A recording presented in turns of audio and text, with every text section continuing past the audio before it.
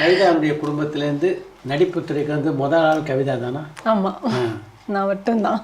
நான் actually child artist, குட்டியிலேருந்து நடிச்சிட்ருக்கேன். Actually அம்மாவுக்கு தான் அது தேங்க்ஸ் சொல்லணும். ஏன்னா நாங்கள் குடியிருந்த வீட்டுக்கு எதிர் வீட்டில் வந்து ஒரு பெரிய கேமராமேன், அவர் பேர் வி சேகர்னு நினைக்கிறேன். அந்த காலத்தில் அவரோட வீடு இருந்துச்சு.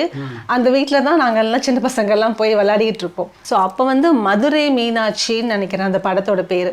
அதில் நிறைய குழந்தைங்க வேணும் அப்படின்னும் போது அந்த ஹீரோயினுக்கு சின்ன வயசில், ராதா மேம்க்கு சின்ன வயசில் இருக்கணும் அப்படின்னு அங்கே விளையாடிட்டு இருக்கிற என்னை கூப்பிட்டு போயிட்டாங்க. ஸோ அப்போது வந்து என்னை அப்படியே நடிக்கிறதுக்கு கூப்பிட்டு போனாங்க. அம்மாவுக்கு இன்ட்ரெஸ்ட்டு.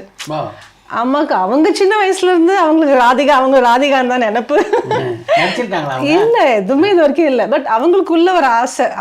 அவங்களோட படங்கள்லாம் ஃபஸ்ட்டு போய் பார்ப்பாங்க, அவங்கள மாதிரி ட்ரெஸ்அப் பண்ணிப்பாங்க.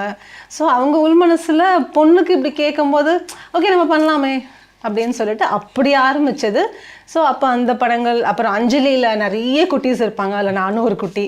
ஸோ அப்படியே அந்த டைமில் அப்படியே அந்த லிங்க் ஒன்று வச்சு அப்படி ஒன்றுன்னா அப்படியே பண்ணது தான். அஞ்சலி படப்பிடிப்பு நினைவில் இருக்கா கவிதாக்கு?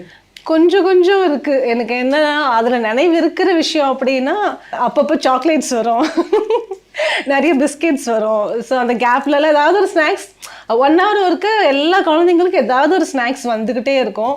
ஸோ அது மட்டும் தான் எனக்கு ஞாபகம் இருக்கு. இப்போ பிரபலமான இயக்குனராக இருக்க விஷ்ணுவர்தன் அதில் குழந்தை.